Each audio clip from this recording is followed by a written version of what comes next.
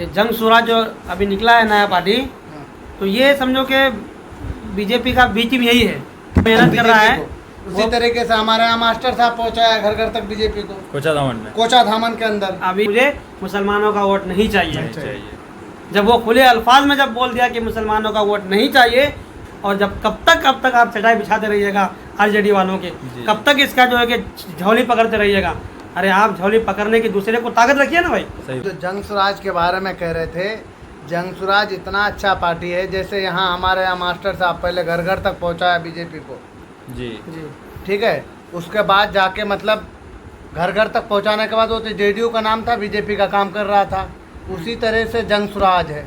जंग स्वराज पे पहले घर घर तक बीजेपी को पहुँचाया, उसके बाद मतलब अभी जाके अलग अपना पार्टी बनाया है। अभी उसको लात मार के भगाया। उसी तरीके से मास्टर साहब पहले मतलब घर घर तक बीजेपी को पहुंचाया, अभी जाके अपना स्वार्थ के लिए गया है आरजेडी में। अब देखो अल्लाह जाने आगे होता क्या है। आगे क्या होगा, बस यही होगा कि भाई अभी ये जंग स्वराज जो अभी निकला है नया पार्टी, तो ये समझो कि बीजेपी का बी टीम यही है। वो तो खुले लफ्ज में बोला, खुले लफ्ज में बोल रहा है, पहुंचाया पहले जंग स्वराज, इसलिए कि वो और अभी घर मेहनत तक कर रहा है। बीजेपी को। उसी तरीके से हमारे यहाँ मास्टर साहब पहुंचाया घर घर तक बीजेपी को, कोचा धामन के अंदर। अभी ये क्या नाम है, अभी जाके मास्टर साहब आरजेडी ज्वाइन किए हैं, जी। वो अपना स्वार्थ के लिए, हमारे लिए कुछ नहीं करेंगे। ना पहले किए थे ना अब करेंगे। अभी पहले जैसा भी लड़वाए, अब भी इधर भाई, अभी एक मासूम रजा है जो बहादुरगंज का, अभी वो जंग स्वराज को, जंग स्वराज तो नहीं, जंगी स्वराज कहेंगे हम, जंग स्वराज। ये जंग स्वराज जो उनसे ज्वाइन किया वो, और ज्वाइन करने के बाद लोगों को जब मुलाकात करने के लिए गया, तो उनको कहा कि आप कौन से पार्टी से खड़ा हुए हैं, जंग स्वराज। तो कहा कि जंग स्वराज से हैं हम। जंग तो कहेगा कि आपकी जंग आप अपने अंदर ही साफ करवा लीजिए। नहीं, वो तो पार्टी में गए थे, पार्टी में जाने के बावजूद उसको कुछ पिछला याद आया। जैसे पिछला कैसे याद आया, जो मनीष कश्यप जो बोल रहा था उल्टा सीधा, जी। हाँ, मनीष कश्यप को कुछ बनाया गया जंग स्वराज के अंदर, अध्यक्ष बनाया गया, कोई अध्यक्ष बनाया गया है। उसको देख के इसने पार्टी से अलग किया। भाई ऐसा आदमी उसके अंदर है, जी। तो मतलब आगे क्या करेगा। अभी तो मुसलमान के लिए अनाप शनाप बोलते रहता है। अभी साफ जाहिर होता है ना, जंग स्वराज के अंदर उसमें जितने भी मतलब जितने भी लोग जुड़े हुए हैं उसके अध्यक्षता में, है कि नहीं, तो वो सारे लोग तो वही है ना, कभी हिंदू कभी मुस्लिम, पार्टी पटवाल हैंड टेन यही सब बात करते रहता है वो लोग, है कि नहीं। अभी तो बोला है, साफ जाहिर होता है ना कि भाई आप तो पहले से ही जहर वाली सांप पाल रखे हैं, तो और आप बोलिएगा कि नहीं हम बहुत साफ सुथरे हैं, तो ये थोड़ी ना मानने वाला लोग। एक जंग स्वराज जो पार्टी आया है सीमांचल के अंदर, ये सोच रहा था कि मैं तमाम लोगों को अपने पक्ष में कर लेंगे, लेकिन ऐसा होगा नहीं।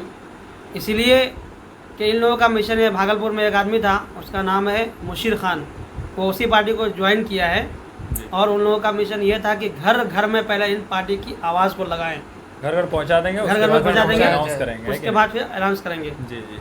लेकिन जैसे वो पब्लिक फील्ड में गया ज़मीनी स्तर पर मेहनत करने के लिए, तो उनको ये जवाब मिला कि पहले आप अपने दिलों की जंग को साफ करो, फिर मेरे पास आना।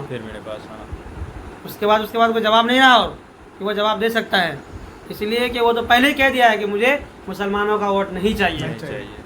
जब वो खुले अल्फाज में जब बोल दिया कि मुसलमानों का वोट नहीं चाहिए, तो ऐसे उसके जितने भी कार्यकर्ता है जंग स्वराज का, जितने भी चाहने वाला है, उनको फिर कैसे स्वागत होगा आप अपने अंदर में समझ आइए। जी सही बात। क्योंकि जब उन्होंने खुले तौर पे बोल दिया कि मुसलमानों की वोट की ज़रूरत है नहीं हुकूमत में आने में, सोचने वाली बात ये है, मुसलमानों को समझना चाहिए जब आपकी वोट की ज़रूरत नहीं है, सोचिए ये तो बीजेपी से भी ख़तरनाक है विस्फोट। वो तो चल वोट लेना चाहती है, भले ही मुसलमानों को टिकट नहीं देती है, वो चाहती है कि मुसलमान वोट दे, और सियासी तौर पे कुछ चीज़ों को दे करके लुभाते हैं। वो तो डायरेक्ट बोल रहे, सोचिए अगर सत्ता में आ जाए तो क्या कर सकता है वो, एक्शन अगर ले ले, भले नहीं आएगा।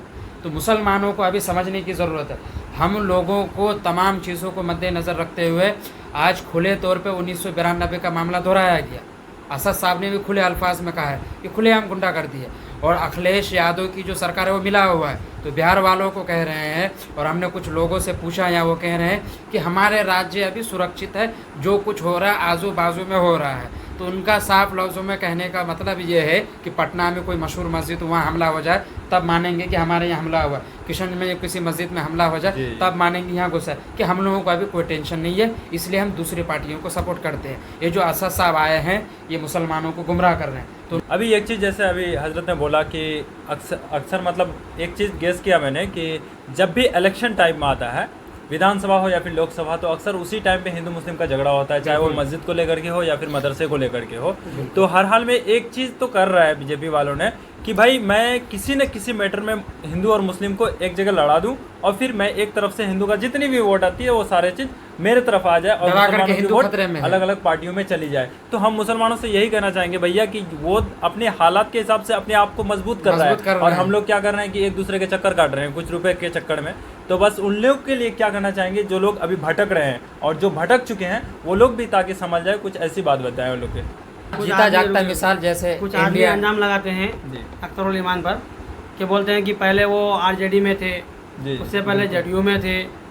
तो इस तरीके से जो अंजाम लगाते हैं, तो उस वक्त ऑप्शन ये नहीं था उनके पास, ये एमआईएम पार्टी उस वक्त नहीं आए थे, तो कंडीशन था, मजबूरी था, भाई लड़ रहे थे उन लोगों के साथ में, उनके पार्टी में रह करके, तो वो कोई गलत नहीं किया है, उस टाइम नहीं थी इसकी वजह से। लेकिन अब पार्टी आ चुकी है, अब पार्टी हमारे सीमांचल में कदम रख चुका है। तो अब भी अगर आप नहीं जगे और अब भी एमआईएम के दामन को नहीं थामे, अभी अगर उसके दामन को मजबूत नहीं करेंगे, और जब कब तक आप चटाई बिछाते रहिएगा आरजेडी वालों के, कब तक इसका जो है कि झोली पकड़ते रहिएगा। अरे आप झोली पकड़ने की दूसरे को ताकत रखिए ना भाई, सही बात। कब तक झोली पकड़ते रहिएगा, दरी बिछाते रहिएगा। अब तक वो देख रहे हैं ना, अपनी बचपन से तो देख रहे हैं, पहले क्या कर रहे थे नहीं पता, अपनी बचपन से देख रहे हैं कि दूसरे का ही झोली डो रहे हैं, है कि नहीं? अब तो आपके सामने आ गया है आपका लीडर, अब तो उनका साथ दो, अब तो अपनी आंखें खोलो। लेकिन अभी नहीं खोलना चाहते हैं लोग। कुछ ऐसे लोग हैं, हमारे यहाँ भी हैं और हर जगह होंगे, कि कुछ हमारे ही मुसलमानों में ये बोलेंगे अरे यार ये सब एमआईएम कुछ दिन की पार्टी है, या फिर इनके लीडर निकलते नहीं है, कुछ सिर्फ बोलने वाले होते हैं, इसमें करने वाले कुछ नहीं। वो सारा चीज़ अभी तो आंख खुलना चाहिए आपको कि अख्तरुल ईमान एक अकेला विधायक कितना सारा काम किया है कि नहीं, हर मुद्दे पे बात उठाने वाला एक अकेला विधायक अपना सीमांचल का, है कि नहीं। और पूरे पार्लियामेंट की अगर बात करें तो आपका असदुद्दीन अवैसी साहब एक अकेला एमपी होकर के पूरे पार्लियामेंट को हिला करके रखता है। रीज़न ये है कि उसके अंदर ताकत है, वो क्वालिटी है। और आप गूंगे बहरे की तरह रहेंगे और आप बोलेंगे कि ऐसा वैसा करता है वो, आप बोलना नहीं चाहते हैं, आप जानते ही नहीं, समझ में नहीं आता है आपको कि हमको क्या बोलना चाहिए, कौन चीज़ मेरा हक है, कौन चीज़ ना हक है, उस पर तो आप विचार विमर्श करेंगे नहीं, है कि नहीं। अब जो करते हैं तो उस पर टिप्पणी करना स्टार्ट कर देते हैं आप लोग। असद साहब के अंदर उतना क्षमता है कि वो इम्तियाज जलील साहब अपना जो है कि एक तो वहाँ भिवंडी जगह है, अब भिवंडी से लेकर के बॉम्बे सेंट्रल तक अपने काफिला को दौड़ा दिया और परमिशन लेकर के ऐसा दौड़ाया कि वो पूरे महाराष्ट्र वाला उनको देख करके थर्रा जाते हैं कि किसकी काफिला है। असद साहब के सदर साहब के आ रहे हैं और कौन है, एमपी साहब इम्तियाज जलील साहब आ रहे हैं। तमाम लोगों ने चाहा वहाँ का कि नहीं इनका काफिला को रोका जाए, लेकिन इतना क्षमता और दम और क्वालिटी था कि रोकने की दम नहीं हुआ, बल्कि वो आज़ाद मैदान तक बॉम्बे सेंट्रल में है, वहाँ जाकर के अपने काफिले तक पहुँचाया। उसके लिए बहुत सारा रास्ता में रुकावट हुआ, लेकिन नहीं माना, ऐसी बात है। तो ये है हमारे अंदर क्वालिटी, ये हमारे एमआईएम के अंदर दम है, खम है, ताकत है, क़ुव्वत है। वो हर जगह हमेशा अपने झंडे को बुलंद रखते हैं, बल्कि झंडे के तले दूसरे को रखते हैं और अपने झंडे को हमेशा ऊपर रखने की कोशिश में लगे हैं। और इंशाल्लाह जब कोशिश करने वाला कभी हार नहीं होता है, कोशिश करने वाला जीत करके ही आता है। सही बात है। तो ये एमआईएम का जीता जागता मिसाल है। ये सारा चीज़ तो देख रहे हैं, सुन रहे हैं आप लोग, लेकिन दिक्कत ये आ रही है कि भाई आप लोगों के अंदर ना एक चीज़ कमी देख रहे हैं हम लोग, कि एक तो सबसे पहले तो आप लोग बात नहीं करना चाहते हैं।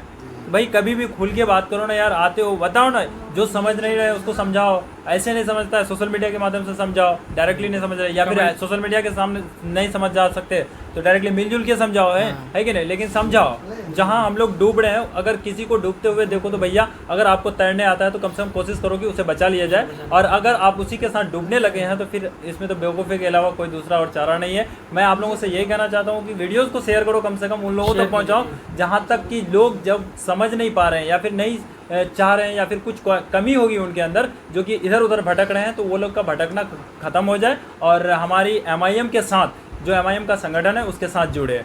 तो यहीं तक आज की वीडियो समाप्त करते हैं हम लोग।